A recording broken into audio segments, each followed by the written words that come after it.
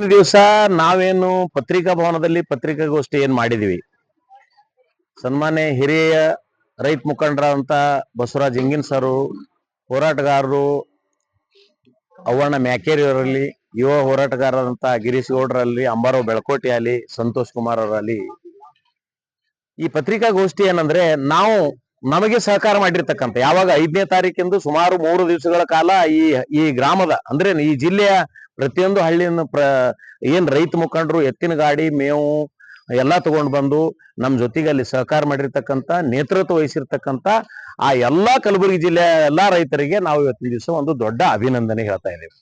ಅದೇ ರೀತಿಯಾಗಿ ತಾವೆಲ್ಲ ಪ್ರಿಂಟ್ ಮೀಡಿಯಾ ಇರ್ಬೋದು, ಎಲೆಕ್ಟ್ರಾನಿಕಲ್ ಮೀಡಿಯಾ ಇರ್ಬೋದು, ತಾವುಗಳೆಲ್ಲರೂ ಕೂಡ 3 ದಿವಸಗಳ ಕಾಲ ಸತತವಾಗಿ ನೀವು ರಾಜ್ಯ ಸರ್ಕಾರಕ್ಕೆ ಗಮನ ಸೆಳೆದಿರ್ತಕ್ಕಂಥ ಏಕೈಕ ತಾವು ಪತ್ರಿಕಾ ಮಾಧ್ಯಮದವರಿಗೂ ಕೂಡ ನಾವು ಅತ್ಯಂತ ಪ್ರಮುಖವಾದಂತಹ ಅಭಿನಂದನೆಗಳನ್ನು ಇವತ್ತಿನ ದಿವಸ ಹೇಳ್ಬೇಕಾಗ್ಯದ.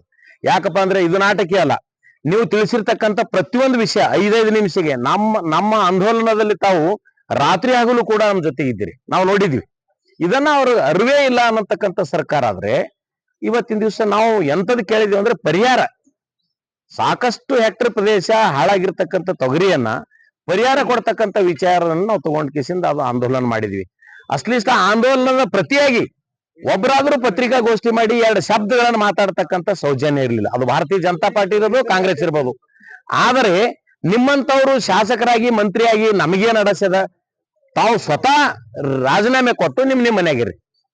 ಈ ರೈತನ ಅತ್ಯಂತ ಪ್ರಮುಖ ಅಳಿಲನ್ನ ನೀವು ನೋಡ್ಲಿಲ್ಲ ಅಂದ್ರೆ, ಈ ವಿಚಾರವನ್ನು ತಮ್ಮ ಗಮನಕ್ಕೆ ಇರ್ಲಿಲ್ಲ ಅಂದ್ರೆ ನಿಮ್ಮಂತರ ಈ ಶಾಸಕರು ಮಂತ್ರಿಗಳು ಯಾವ್ದಕ್ ಬೇಕು?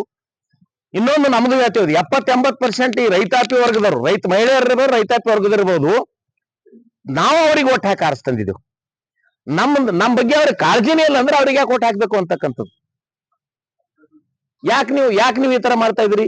ರೈತರ ಮೇಲೆ ದ್ವೇಷ ಗೀಷ ಅದೇನು? ಸಿರಿಧಾನ್ಯ ಇವತ್ತಿನ ದಿವಸ ತಾವೇ ತೋರಿಸ್ತಾ ಇದ್ದೀರಿ, ಯಾವ್ದು ಎಣ್ಣೆ ಕಲ್ಲಂಗಡಿ ಇಂಥದ್ದು ವಿಷಪಾನ ಆಗ್ಯದ ಅಂತಕ್ಕಂಥ ಸತ್ತೋತಿರಿ ನೀವು ಬಿ ನಮ್ ಜೊತೆಗೆ. ನಾವೇನ 4 ದಿನ ಮುಂದಕ್ಕೆ ಹೋಗ್ತೇವ, ದಯವಿಟ್ಟು ಹಂಗ ಆಗ್ಬಾರ್ದು.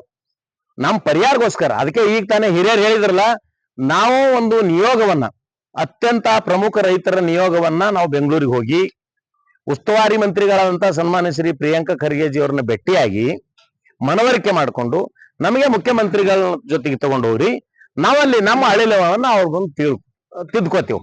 ಯಾಕಪ್ಪ ಅಂದ್ರೆ ಬಹುಶಃ ನಮಗೆ ಈಗ ತಾನೇ ಹೇಳಿದ್ರು, ನಮಗೆ ಪ್ರಿಯಾಂಕಾ ಖರ್ಗೆ ಅವರೇ ಮುಖ್ಯಮಂತ್ರಿ ನಮ್ ಜಿಲ್ಲೆಗೆ, ಸರಿ ಇದೆ. ಆದ್ರೆ ನೀವು ಕೇಳಿಲ್ಲ ಅಂದ್ರೆ ಮತ್ತೊಬ್ರಿಗೆ ಕೇಳ್ಬೇಕಲ್ಲ.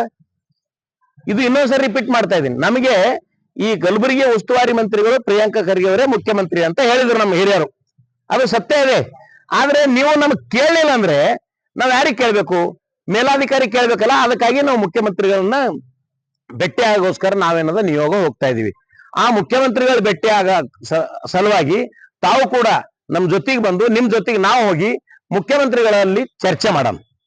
ಶರಣ ಪ್ರಕಾಶ್ ಪಾಟೀಲ್ ಹೇಳಿದ್ರು, ಇದನ್ನ ಬೆಳಗಾವಿ ಅಧಿವೇಶನದಲ್ಲಿ ಬಹುಶಃ ಇದನ್ನ ಡಿಸ್ಕಸ್ ಆಗಿ ಡಿಸೈಡ್ ಆಗಿರ್ತಕ್ಕಂಥದ್ದು ಪರಿಹಾರ, ಅದು ಯಾವುದೋ ಕುಂಠಿತವಾಗಿ ನಿಂತು ಅಂತ ಹೇಳಿದ್ರು. ಯಾಕಾಯ್ತೋ ಗೊತ್ತಿಲ್ಲ. ಅವ್ರು ಹೇಳಿದ್ರು ಅದ್ಯಾಕಾಯ್ತು ಸರ್, ನಮ್ ಜಿಲ್ಲೆಯವ್ರು ನೀವು ಇಲ್ಲ, ಅದರಲ್ಲಿ ಬಿಜಾಪುರ, ಬಾಗಲಕೋಟೆ, ಕೊಪ್ಪಳ, ರಾಯಚೂರು ಸೇರಿಸಿದ್ರು, ಅದನ್ನ ಏನೋ ವಿಚಾರ ಮಾಡ್ಕೊಂಡು ಬಂದಿರ್ತಕ್ಕಂಥದ್ದು. ಅವ್ರು ಹೇಳಿದ್ರು ನಿಮಗ್ ಬೇರೆ ಜಿಲ್ಲೆಗಳು ನಮಗ್ ಬೇಕಾಗಿಲ್ಲ, ನಮ್ ಜಿಲ್ಲೆಯಲ್ಲಿ ಆಗಿರ್ತಕ್ಕಂಥ ಪರಿಸ್ಥಿತಿಯನ್ನ ನಾವು ನೋಡ್ರಿ. ನೀವು ಇವತ್ ಮಂತ್ರಿಗಳಿದ್ರಿ, ಹಿರಿಯ ಮಂತ್ರಿಗಳಿದ್ರಿ, ನಾಳೆ ಮುಖ್ಯಮಂತ್ರಿ ಆಗೋರು. ಆದ್ರೆ ಇದು ವಿಶೇಷವಾಗಿ ಇದು ಗಮನಕ್ಕೆ ಇಡ್ತಾ ಇದೀವಿ. ಈ ಪರಿಹಾರ ಕೊಡ್ಲೇಬೇಕು. ಪರಿಹಾರ ಒಂದ್ ವೇಳೆ ಕೊಡ್ಲಿಲ್ಲ ಅಂದ್ರೆ ಈಗೇನ್ ಮಾಡಿರ್ತಕ್ಕಂಥ ಆಂದೋಲನ ಇಡೀ ಕಲಬುರಗಿ ಜಿಲ್ಲೆಯಲ್ಲಿ ಹಳ್ಳಿಗೆ ಹೋಗಿ ರೈತರನ್ನ ಎಬ್ಬಿಸಿ ನಾವು ಇದಕ್ಕಿಂತ ಮಹತ್ವದ ಒಂದು ಆಂದೋಲನ ಮಾಡ್ತೇವಕ್ಕಂಥದ್ದು ಈಗ ನಮ್ಮ ಪತ್ರಿಕಾಗೋಷ್ಠಿಯಲ್ಲಿ ನಮ್ಮ ನಾಯಕರು ಸಹೋದರರಾದಂತ ಅವ್ವಣ್ಣ ಮ್ಯಾಕೇರಿ ಅವರು ಹೇಳಿದ್ರು. ಇದಕ್ಕಿಂತ ದೊಡ್ಡ ಶಕ್ತಿ ಪ್ರದರ್ಶನ ಮಾಡುವಾಗ ಅಂದ್ರೆ ಮನಿ ಹೋಗಿ ರೈತರಿಗೆ ಎಚ್ಚರ ಮಾಡ್ತೇವೆ. ನಾವು ತೊಗರಿ ಬಿತ್ತಿದೆವು, ನಮಗ್ ಪರಿಹಾರ ಕೊಡ್ಲಿಲ್ಲ, ಇಂಥ ಸರ್ಕಾರ ಇರಬೇಕೋ ಬೇಡೋ ಅಂತಕ್ಕಂಥದ್ದು ಭಿತ್ತಿ ಪತ್ರವನ್ನು ತಯಾರು ಮಾಡಿ ಹಳ್ಳಿಗೆ ಒಂದು 4 ಭಾಗ ನಾವು ರೈತ ಮುಖಂಡರು 4 ಭಾಗ ಮಾಡ್ತೇವೆ. 4 ಭಾಗ ಮಾಡಿ ಇಡೀ ಜಿಲ್ಲೆಯಲ್ಲಿ ಪ್ರತಿಯೊಂದು ತಾಲೂಕಿಗೆ, ಪ್ರತಿಯೊಂದು ಗ್ರಾಮಕ್ಕೆ ಮುಟ್ಟಿ ದೊಡ್ಡ ಶಕ್ತಿ ಪ್ರದರ್ಶನ ಮಾಡ್ತೇವೆ. ಇದಕ್ಕಿಂತ ಮುಂಚೆ ತಾವು ಎಚ್ಚರ ತಗೊಂಡು ಇದು ಸರ್ಕಾರ ಏನದ ಈ ಪರಿಹಾರ ಕೊಡ್ಲೇಬೇಕು ಅಂತಕ್ಕಂಥದ್ದು ಇವತ್ತಿನ ದಿವಸ ನಾನು ಹೇಳಬಲ್ಲೆ. ಅನಂತ್ ಪಾಟೀಲ್. ಈಗಾಗಲೇ ಅನೇಕ ರೈತ ಸಂಘಟನೆಗಳು ಒಂದು ಹೊಸ ಹೋರಾಟವನ್ನು ಮಾಡಿ ಸರ್ಕಾರಕ್ಕೆ ಬೇಡಿಕೆ ಇಟ್ಟಿದ್ದೇವೆ. ಜಿಲ್ಲಾಧಿಕಾರಿಗಳು